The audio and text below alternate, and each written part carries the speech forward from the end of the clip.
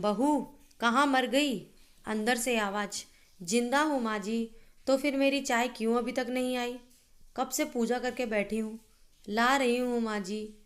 बहू चाय के साथ भजिया भी ले आई। सास ने कहा, तेल का खिलाकर क्या मारोगी? बहू ने कहा, ठीक है माँ जी, ले जाती हूँ। सास ने कहा, रहने दे, अब बना दिया है तो खा लेती हूँ।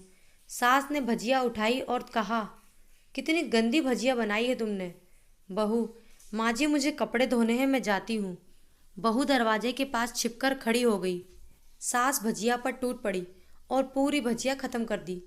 बहू मुस्कुराई और काम पर लग गई। दोपहर के खाने का वक्त हुआ। सास ने फिर आवाज लगाई, कुछ खाने को मिलेगा? बहू ने आवाज नहीं दी। सास फिर चिल्लाई, भूखे मारोगी क्या? बहू आई, सामने खिचड़ी रख दी। सास गुस्से से, ये क्या है? मुझे इसे नहीं खाना है, इसे ले जाओ। बहू ने कहा, आपको डॉक्टर ने दिन में खिचड़ी खाने को कहा है, खाना तो पड़ेगा ही। सास मुंह बनाते हुए, हाँ तू मेरी माँ बन जा। बहू फिर मुस्कुराई और चली गई। आज इनके घर पूजा थी। बहू सुबह 4 बजे से उठ गई। पहले स्नान किया, फिर फूल लाई, माला बनाई, रसोई साफ की, पकवान और भोज बनाया। सुबह के 10 बज गए। अब सास भी उठ चुकी थी। बहू अब पंडित जी के साथ भगवान के वस्त्र तैयार कर रही थी। आज ऑफिस की छुट्टी थी। उनके पति घर पर थे। पूजा शुरू हुई। सास चिल्लाती, बहू ये नहीं है, वो नहीं है। बहू दौड़ी दौड़ी आती और सब करती। अब दोपहर के 3 बज गए थे। आरती की तैयारी चल रही थी। पंडित जी ने सबको आरती के लिए बुलाया और सबके हाथों में थाली दी। जैसे ही बहू ने थाली पकड़ी, थाली हाथों से गिर पड़ी। शायद भोज बनाते हुए बहू के हाथों में तेल लगा था, जिसे वो पोंछना भूल गई थी। सारे लोग तरह तरह की बातें करने लगे। कैसी बहू है, कुछ नहीं आता, एक काम भी ठीक से नहीं कर सकती, न जाने कैसी बहू उठा लाए, एक आरती की थाली भी संभाल नहीं सकी। उसके पति भी गुस्सा हो गए, पर सास चुप रही, कुछ नहीं कहा। बस यही बोल के छोड़ दिया, सीख रही है, सब सीख जाएगी धीरे धीरे। अब सबको खाना परोसा जाने लगा। बहू दौड़ दौड़ के खाना देती, फिर पानी लाती। करीब 70-80 लोग हो गए थे। इधर 2 नौकर और बहू अकेली, फिर भी वहाँ सारा काम बहुत ही अच्छे तरीके से करती। अब उसकी सास और कुछ आस पड़ोस के लोग खाने पर बैठे। बहू ने खाना परोसना शुरू किया। सबको खाना दे दिया गया। जैसे ही पहला निवाला सास ने खाया, तुमने नमक ठीक नहीं डाला क्या? एक काम ठीक से नहीं करती, पता नहीं मेरे बाद कैसे ये घर संभालेगी। आस पड़ोस वालों को तो जानते ही हो ना साहब, वो बस बहाना ढूंढते हैं नुस्ख निकालने का। फिर वो सब शुरू हो गए, ऐसा खाना है, ऐसी बहू है, ये वो वगैरह वगैरह। दिन का खाना हो चुका था। अब बहू बर्तन साफ करने नौकरों के साथ लग गई।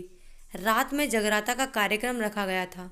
बहू ने भी एक दो गीत गाने के लिए स्टेज पर चढ़ी। सास जोर से चिल्लाई, मेरी नाक मत कटा देना, गाना नहीं आता तो मत गा, वापस आ जा। बहू मुस्कुराई और गाने लगी। सबने उसके गाने की तारीफ की, पर सास मुंह फुलाते हुए बोली, इससे अच्छा तो मैं गाती थी जवानी में, तुझे तो कुछ भी नहीं आता। बहू मुस्कुराई और चली गई। अब रात का खाना खिलाया जा रहा था। उसके पति के ऑफिस के दोस्त साइड में ही ड्रिंक करने लगे। उसका पति चिल्लाता, थोड़ा बर्फ लाओ, तो सास चिल्लाती, यहाँ दाल नहीं है। फिर चिल्लाता, कोल्ड ड्रिंक नहीं है, पापड़ ले आओ। इधर उधर आखिर में उसके पति की शराब गिर पड़ी उसके एक दोस्त पर और बोतल टूट गई। पति गुस्से से 2 झापड़ अपनी पत्नी को लगाते हुए कहता है, जाहिल कहीं की, देख कर नहीं कर सकती, तुझे इतना भी काम नहीं आता। सारे लोग देखने लगे। उसकी पत्नी रोते हुए कमरे की तरफ दौड़ी। फिर उसके दोस्तों ने कहा, क्या यार, पूरा मूड खराब कर दिया, यहाँ नहीं बुलाया होता, हम कहीं और पार्टी कर लेते। कैसी अनपढ़ गवार बीवी ला रखी है तूने, उसे तो मेहमानों की इज्जत और काम करना तक नहीं आता। तुमने तो हमारी बेइज्जती कर दी। अब आस पड़ोस की औरतों को और बहाना मिल गया था। वो कहने लगी, देखो क्या कर दिया तुम्हारी बहू ने, कोई काम की नहीं है। मैं तो कहती हूँ अपने बेटे की दूसरी शादी करा दो, छुटकारा पाओ इस गवार से। सास उठी और अपने बेटे के पास जाकर उसे थप्पड़ मारा और कहा, अरे नालायक, तुमने मेरी बहू को मारा, तेरी हिम्मत कैसे हुई, तेरी टांग तोड़ दूंगी। उसने बेटे के दोस्त कुछ कहने ही वाले थे कि उसकी माँ ने घूरते हुए कहा, चुप, बिल्कुल चुप, यहाँ दारू पीने आए हो, जबकि पता है आज पूजा है और तुम्हें पार्टी करनी है।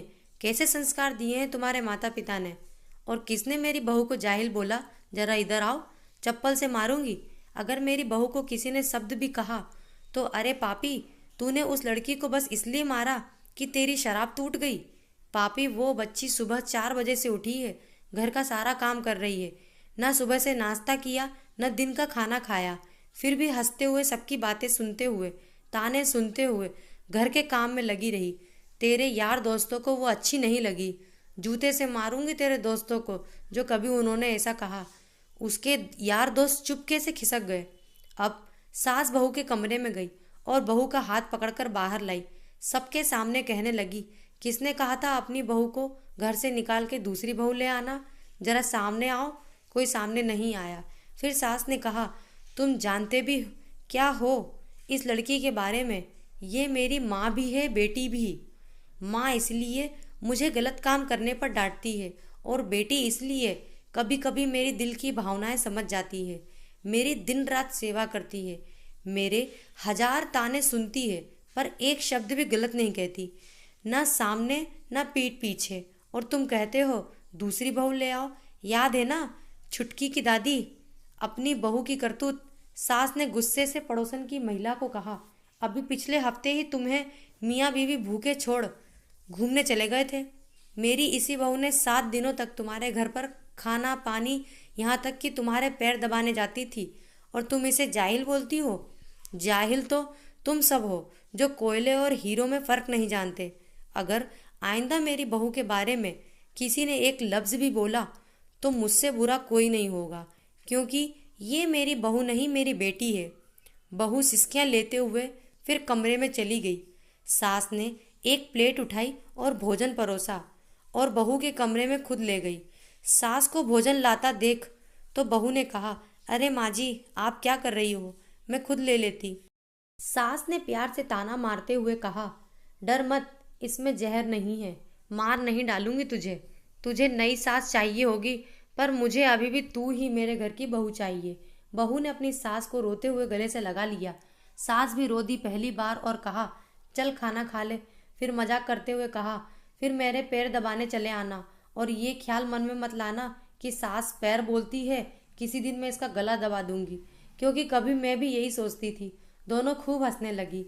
दोस्तों, कहानी आपको अच्छी लगी हो तो लाइक करें, शेयर करें और सब्सक्राइब करना ना भूलें। Thank you.